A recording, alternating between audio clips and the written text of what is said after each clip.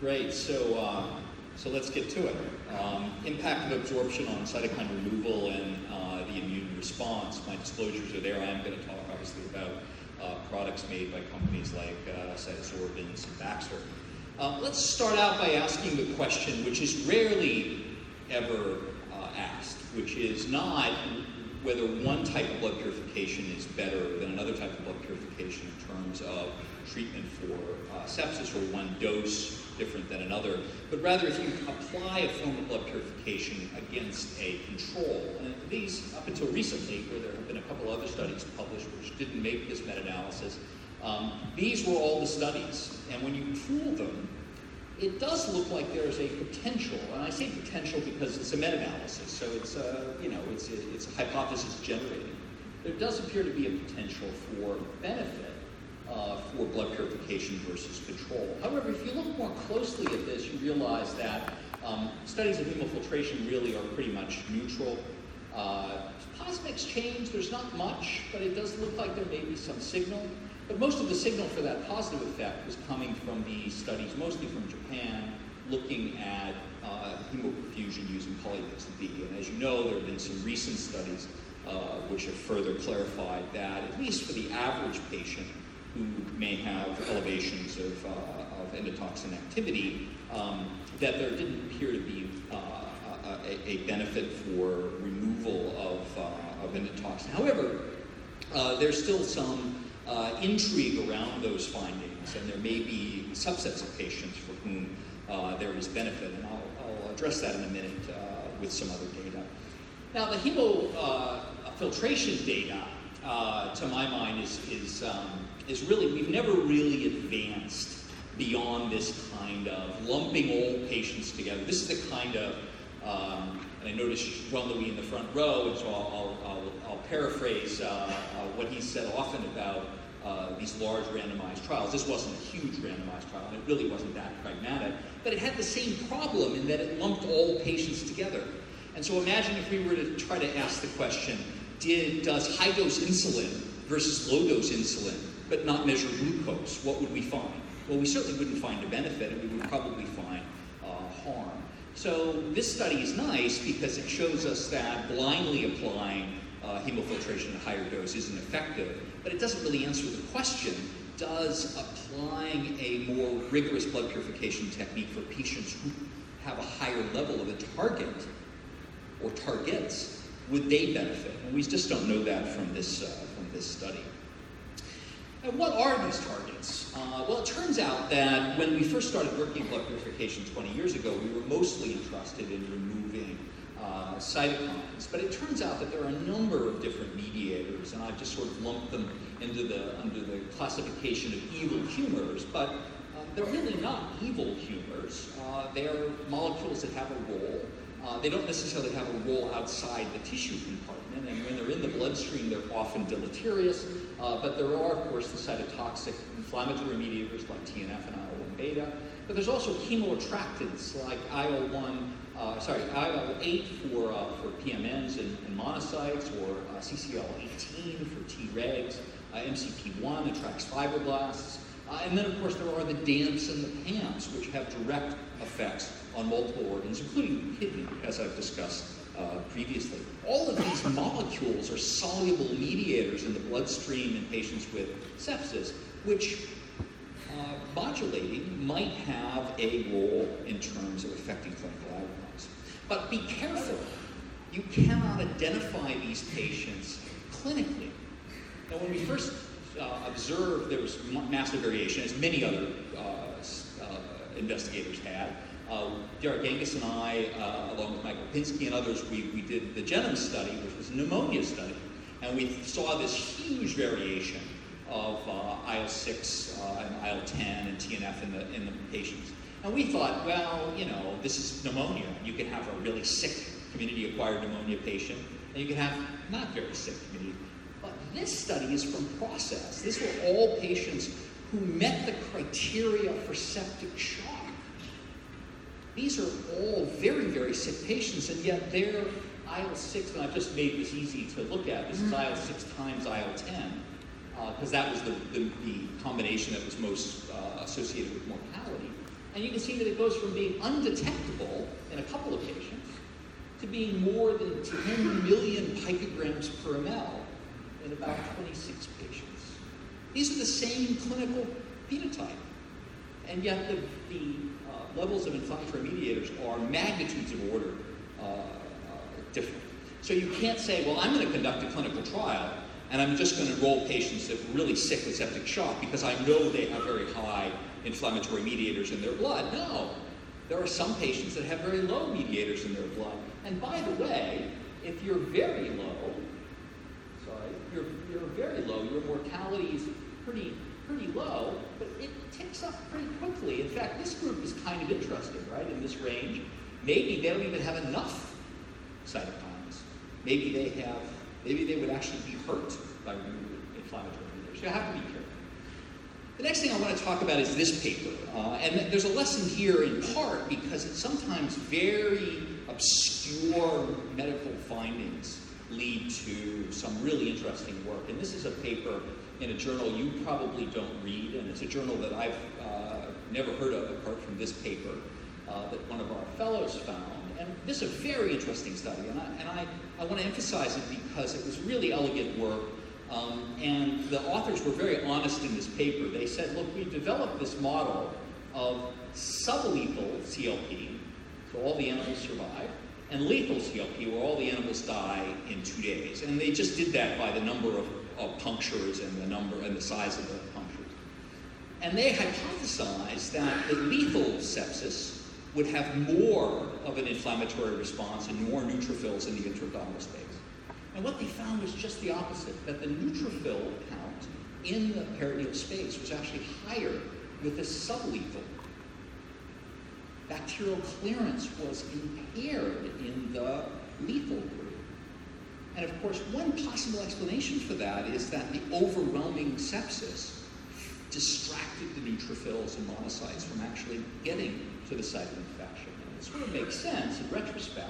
And further work by Dan Remick's lab has demonstrated that the ratio of cytokines and chemokines from the periphery to the site of infection influence leukocyte trafficking and therefore influence mortality. This, of course, is no big surprise. We call it cytokine for a reason, after all. It comes from cyto meaning kinos from the Greek, cyto meaning cell, and kinos meaning movement. So cytokines make things move. They make cells move. Further work, again from Dan Remick's lab, asked the question, do high systemic cytokines distract the leukocytes from the source of infection? That's my paraphrase. He didn't say that actually in the paper, but that's what it's about. And what he said was, what they studied was whether they could inject chemokines into the intra-abdominal space where the infection was and get the cells to go there. And in fact, he could. Now, of course, that's one way to increase the gradients.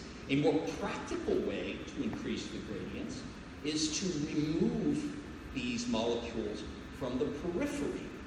If you remove them from the periphery, you can reestablish the gradient. And if you reestablish the gradient, you can attract the cells. And if you attract the cells, you can presumably clear the infection better. Now, this is a testable hypothesis. So we tested this hypothesis using a sorbent, but you could have done the same thing with a variety of other techniques in blood purification. And what we found with Yang Peng, who's now back in Wuhan, is that we studied the ratio of a variety of different chemokines in the peritoneal fluid to the blood and the BAL to the blood in either blood purification, which is in blue, or sham therapy, which is in red. And you can see that we have an increase in the ratio in the peritoneal fluid, which is what you want, and decrease in the lung, which is what you don't want. Same thing with MCP1, up in the peritoneal fluid, down in the blood, or down in the BAL, up in the peritoneal fluid, down in the BAL. Now that's the chemokine gradients. What about the cells? Well, same story. Neutrophils went up in the peritoneal fluid. They went down in the lung. Same for the monocytes. But what about bacterial clearance? Well, we didn't improve bacterial clearance in the blood because we don't make the neutrophils work better, but we improved peritoneal fluid, we improved the cultures in the peritoneal fluid because we got the neutrophils there. and they were able to eat up the bacteria. Furthermore, we showed that you would have a decrease in NPO, which is a crude measure of neutrophil activity elsewhere, and it's decreased in the lung, decreased in the liver, decreased in the kidney. And frankly, just to try to get this paper in Nature, we asked another question, which was, okay, maybe it's possible that something else is going on, and we're not just modulating the inflammatory response. Maybe there's something else going on. So we then said, look, let's take naive neutrophils from a donor rat, and let's label them with cell Shacker red. So these neutrophils have never seen sepsis, and they've never seen absorption. And just put them into a rat that was treated with hemoabsorption, with cytosol. And let's see where they go. And I think you can appreciate, even in the back of the room, that this is the sham. You see a lot of these labeled neutrophils in the lung, and this is the treatment, and you see a lot less of the red dots. And if you quantify this, you can see the hemoabsorption is associated with fewer neutrophils being activated and going to the lung when you do hemoabsorption. And here you've done the hemoabsorption before you expose the animal to the labeled neutrophils. So the neutrophils are they're homing better to the peritoneal space, and they're staying out of the lung when you've treated the animal. All right.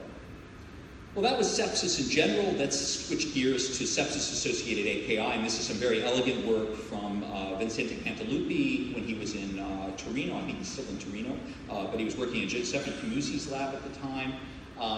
And this is some very nice work.